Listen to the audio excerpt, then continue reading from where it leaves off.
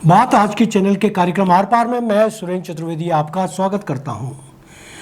दोस्तों, कहां और किस हाल में है ब्यावर की बेटी?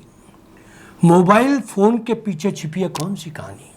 क्या पुलिस पहुंच चुकी है किसी मुकाम तक? सवालों के घेरे में है माता पिता की उम्मीदें।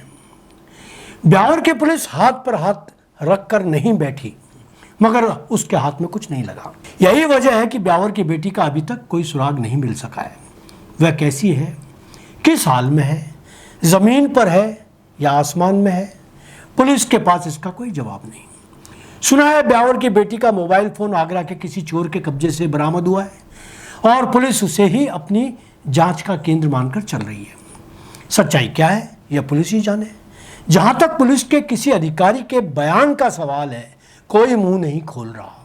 हाँ, इतना जरूर है कि पुलिस जल्द ही किसी नतीजे पर पहुंच जाएगी, यह उम्मीद की जा सकती है। दोस्तों, ब्यावर की जिस नाबालिग बेटी का यहाँ मैंने जिक्र किया है, वह पिछले 3 महीने से अपहृत है, गायब है। अपहरण से पूर्व उसके साथ एक निकृष्ट शिक्षक ने कई सालों तक देह नौचन किया था। मामला दर्ज हुआ था और कई महीनों तक शिक्षक जेल रहा कर भी आया। बेटी के बयान होते उससे पूर्व उसे कोई भेड़िया घर की गली से उठाकर ले गया। सीसीटीवी फुटेज पुलिस के पास है। भेड़िए की पहचान हो चुकी है।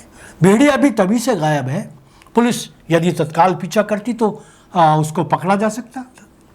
हो सकता है ब्यावर की जागरूक पुलिस ने उसका पीछा भी किया हो, मगर भेड़िया ज्यादा शातिर निकला हो, पुलिस को पीछे छोड़कर कहीं अदृश्य हो गया हो। भेड़िया जंगल से नहीं आया था, ब्यावर का ही था। कहते हैं विवाहित भी था, और विवाहित भी कई बार, कई बीवी और बच्चे उसके। उन सबको रोता छोड़कर निर्दयी कहां चला गया, पुलिस नहीं ढूंढ पाई। उसने अपने पिता या पत्नी से शायद किसी तरह से संपर्क भी ना किया हो तो पुलिस को पता ही ना चला हो। क्या माना जाए, ब्यावर की पुलिस ना समझ है या अपहरणकर्ता पुलिस से ज्यादा चतुर, चालाक और शातिर है? यदि मोबाइल मिलने वाली जानकारी सही है तो सवाल यह है कि मोबाइल जिस कथित चोर से बरामद हुआ, उसने पुलिस को क्या क्या स्टोरी सुनाई। कहां से चुराया उसने फोन? क्या ब्यावर की बेटी के पास से, या अपहरणकर्ता से, या कहीं और से? फिर शक की बात यह भी कि क्या मोबाइल चुराने तक अपहरणकर्ता या बेटी जिंदा थी? मित्रों, पूरा मामला पेचीदा हो चुका है। इतना पेचीदा कि पेच खुलने का नाम नहीं ले रहे। मुझे तो अब चिंता बेटी के स्वस्थ होने की भी है। इतने लंबे समय तक उसके जीवित होने का कोई प्रमाण न मिलना चिंता का विषय तो हो ही जाता है। लगता है पुलिस को उसके बारे में कई जानकारियां हैं, मगर सबूतों के अभाव में वो कोई खुलासा नहीं कर पा रही है, या हो सकता है खुलासा दर्दनाक हो।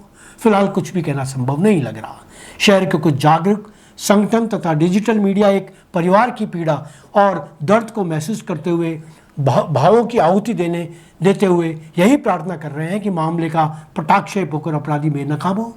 इस मामले में पत्रकार विजेंद्र प्रजापति जौली और शहर के नामचीन अधिवक्ता रामस्वरूप सेवलिया अपने पेशे से इतर एक मां की पीड़ा और बीमार पिता के दर्द को समझते हुए बगैर किसी मेहनताने के कानून अंधा नहीं, कानून जिंदा है कि शाश्वत युक्ति को सार्थक करने का भरसक प्रयास कर रहे हैं। इधर पूरा ब्यावर इस मामले में तरह तरह की कहानियां सुना रहा है। कयासों का बाजार घर में पुलिस की कार्यशैली पर सवाल उठाए जा रहे हैं। बच्ची के जिंदा वापस आने पर भी शक किए जा रहे हैं। ऐसे में तो सिर्फ बच्ची के हक में दुआएं की जा सकती हैं या फिर पुलिस के लिए उम्मीदों भरी प्रार्थनाएं। ईश्वर, तू बड़ा दयालु है, बच्ची को बचाना। दरिंदों की हमको कोई चिंता नहीं, वे मरें या खपें। दोस्तों, आज इतना ही। धन्यवाद।